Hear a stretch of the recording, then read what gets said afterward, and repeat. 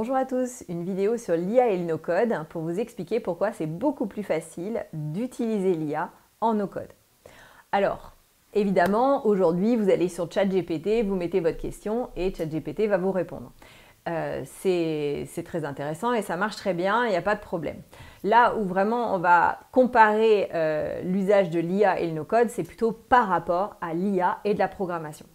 Donc, ce qu'il faut comprendre, c'est que l'IA est devenu un produit en fait, de grosse consommation. Vous achetez des crédits et puis vous pouvez aller les utiliser en appelant l'IA via des connecteurs, ce qu'on appelle des API.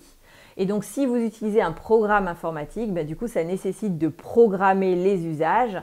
Et ça, c'est pas forcément facile, c'est pas forcément accessible, cette partie programmation, alors que l'IA a pour vocation d'être justement hyper accessible, hyper simple et d'ouvrir beaucoup le champ des possibles. Et c'est là où c'est très intéressant d'utiliser le no-code, parce que du coup, on va être sur le même niveau conceptuel et le même niveau de complexité. En no-code, on va juste appeler une fonction, comme vous appelez une fonction Excel, comme la fonction somme, par exemple, que vous connaissez. On va appeler, par exemple, dans Simax openai.appel.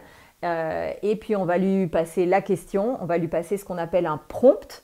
Le prompt, c'est la façon dont on veut que l'IA réponde à la question. Donc, en fait, c'est quelque part, c'est une consigne. Je vous donnerai quelques exemples. Et ensuite, derrière, on va récupérer un résultat qu'on peut tout à fait exploiter facilement dans le logiciel. Voilà, un exemple de prompt, c'est voici un texte de 4 pages, résume-le-moi en moins de 100 mots, par exemple. Voilà, en fait, ça donne la consigne. Pour trouver un bon prompt, l'idéal, c'est de le demander à ChatGPT ou à une autre IA. Ils sont très forts pour vous donner le prompt. Et en fait, la partie du coup appel en no-code, elle est extrêmement simple.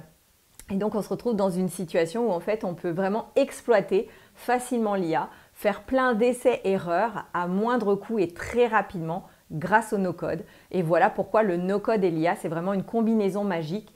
C'est pourquoi je vous invite à lire notre livre blanc sur le thème no-code et IA. Je vous mettrai le lien dans la description. Ou à participer à un de nos ateliers sur le sujet. À très bientôt pour une autre vidéo. N'oubliez pas de vous abonner à notre chaîne.